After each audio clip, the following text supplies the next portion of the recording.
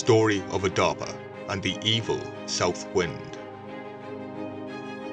The story of Adapa, son of Enki, who, if it wasn't for his obedience to his father's command, might have attained deification and immortality.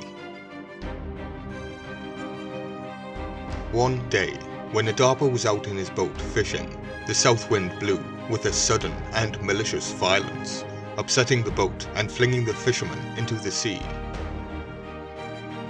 When he succeeded in reaching the shore, Adapa vowed vengeance against the south wind, which had used him so cruelly. "Shutu, thou demon," he cried, "I will stretch forth my hand and break thy wings. Thou shalt not go unpunished for this outrage." The hideous monster laughed, while soaring in the air above him, flapping her huge wings about her ungainly body. Adapa, in his fury, leapt at her, seized her wings, and broke them, so that she was no longer able to fly over the broad earth. Then Adapa went his way, and related to his father what he had done. 7 days passed by, and Anu, the lord of the heaven, waited for the coming of the south wind, but Shutu came not. The rains and floods were delayed, and Anu grew impatient. Anu summoned his minister, Elaborate. "Wherefore doth Shutu neglect her duty?" he asked. "What hath chanced that she travels not afield?"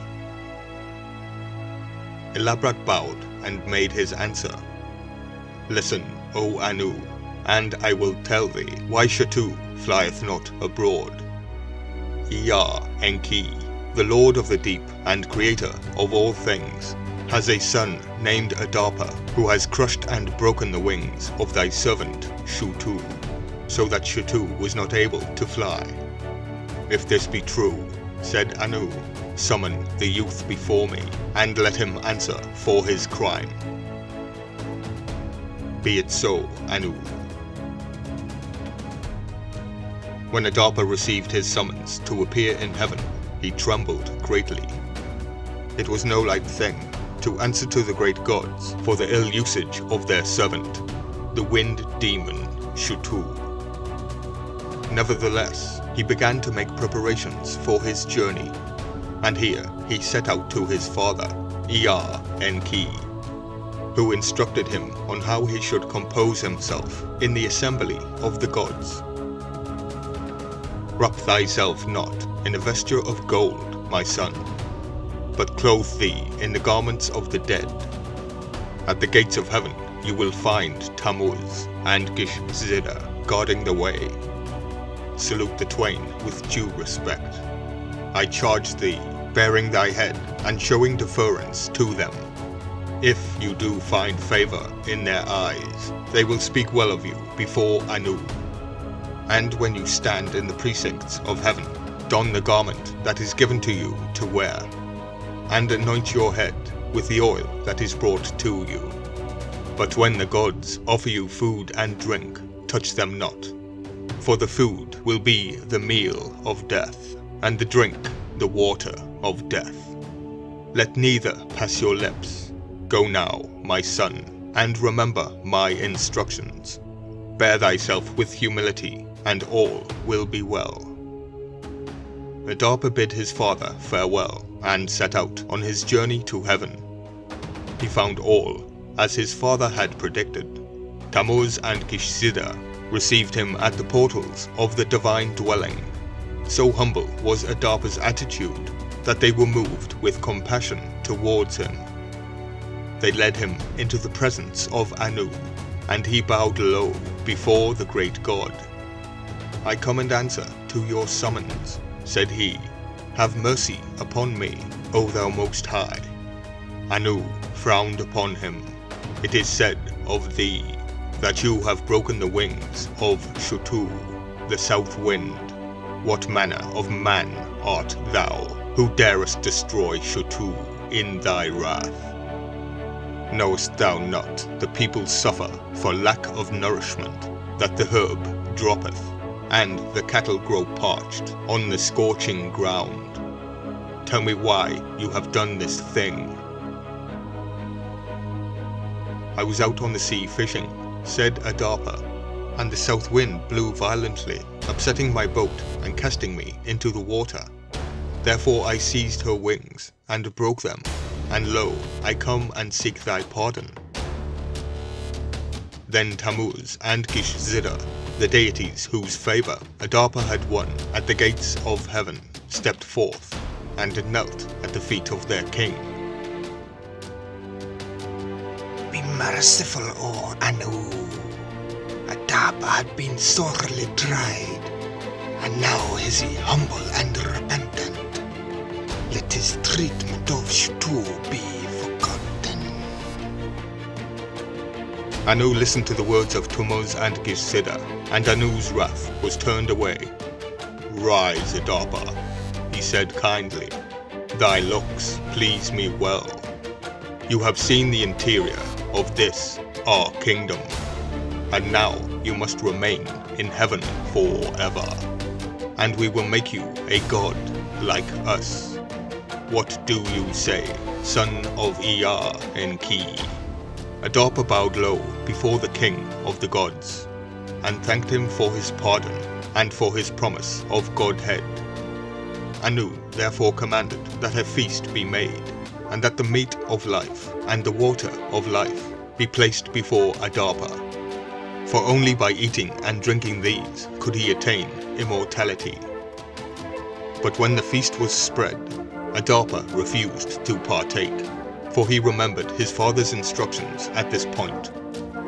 So he sat in silence at the table of the gods, whereupon Anu exclaimed, "What now, Adapa? Why do you not eat or drink? If you do not taste from the food and water before you, you cannot hope to live forever." Adapa perceived that he had offended his divine host, so Adapa quickly explained, "Don't be angry, most mighty Anu. It is because my lord, Ea Enki, has commanded me that I not break bread or drink water at thy table. Turn not thy countenance from me, I beseech thee." Anu frowned. "Is it that Ea Enki feared that I should seek thy life by offering you deadly food? Truly, he knows so much, and has schooled you in many different arts. Is for once put to shame." Adapa would have spoken, but the Lord of Heaven silenced him. "Peace," he said. Then to his attendants, "Bring forth a garment, so he might clothe himself, and bring oil to anoint his head." When the king's command had been carried out, Adapa robed himself in the heavenly garment, and anointed his head with oil.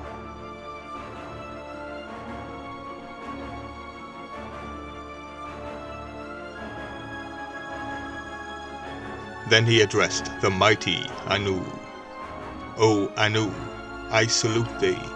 The privilege of the Godhead I must indeed forego, but never shall I forget the honor you would have conferred upon me.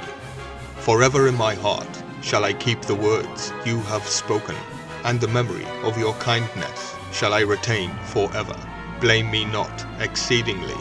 I pray thee, my lord, Ea Enki, awaits my return." "Truly," said Anu, "I censor not thy decision. Be it even as you will. Go, my son, and peace go with thee." And then Adapa returned to the abode of Ea, the lord of the dead, and there for many years he lived in peace and happiness.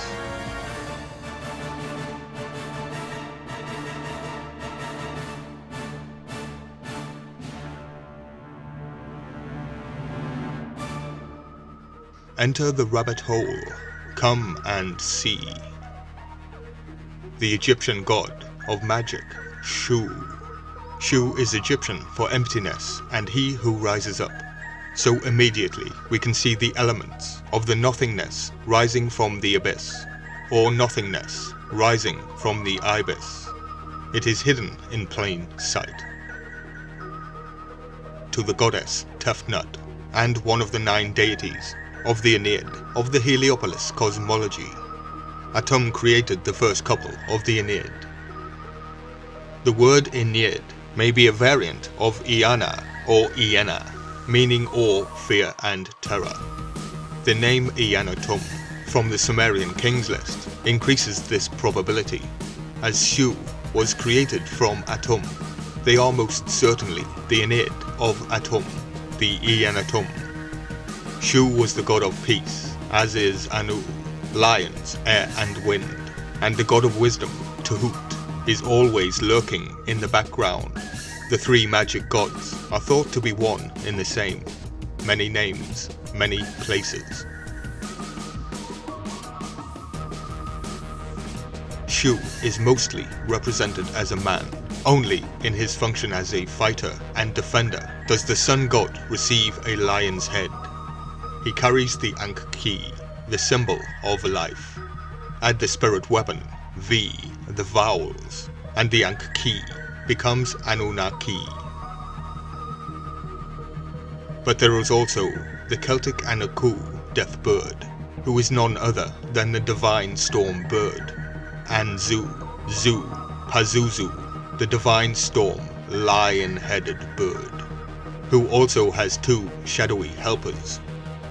The 1-3 pattern, Anu above, Tammuz Nisida Adapa, and Enki Ea below. The 1-3 pattern, meaning the death bird is part of a trinity. Triune, meaning 3 in 1, one god in 3 roles. The story of Adapa actually puts fear into people should they ever cross Anu, but this is indirect, isn't it? It really means if they ever cross Shutu, the demon. It also preserves the demon Shutu in story, and labels him as a god of life and fertile lands. Sounds very familiar, doesn't it? Even Anu himself fell from Ab-Zu. Divine seriously depends on perspective. Shutu may be a variant of the Egyptian term Shasu. Some scholars link the Israelites and Yahweh with the Shasu.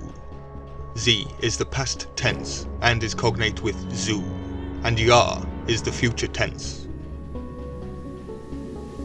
Let's just say that Z means spirit, then it would be a spirit becoming a man, which I would say indicates a form of possession, linking to the chaotic forces of the Ibis, craving form in our reality.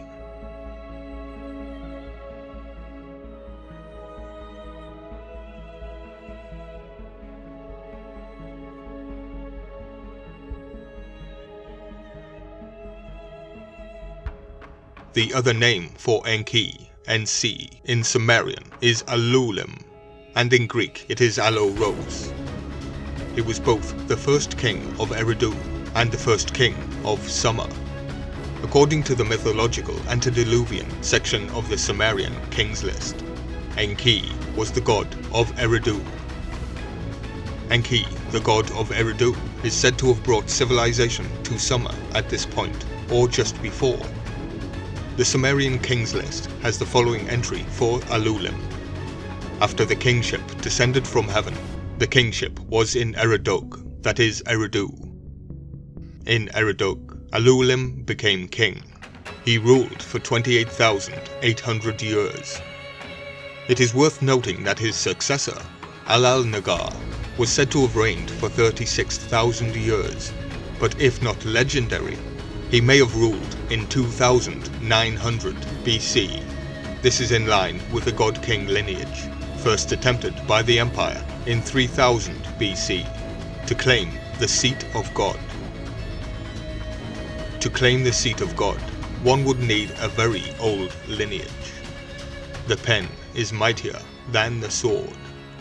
In a chart of the antediluvian generations in Babylonian and biblical traditions, Professor William Wolfgang Hallo of Yale University associates Alulim with the composite half-man half-fish counselor or culture hero, the Apkallu, Uana, Adapa, Owans, and suggests an equivalence between Alulim and Enosh in the Sethite genealogy, which is given in Genesis chapter 5.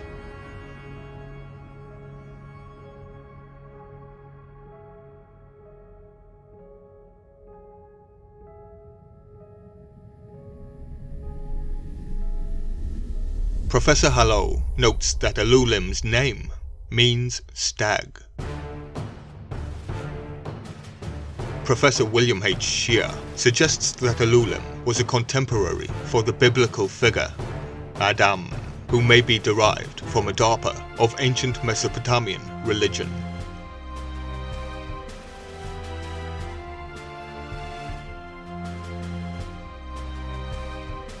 So Adapa is actually Enki under another guise. In fact, all of the characters are used to contain something else.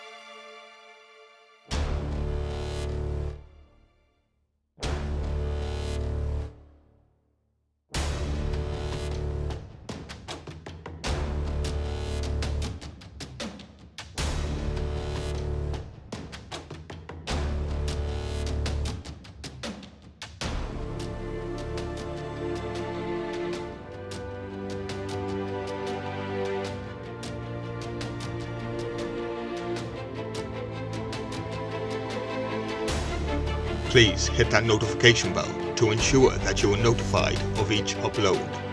Share, like, comment and subscribe to support the channel for more ancient mystery.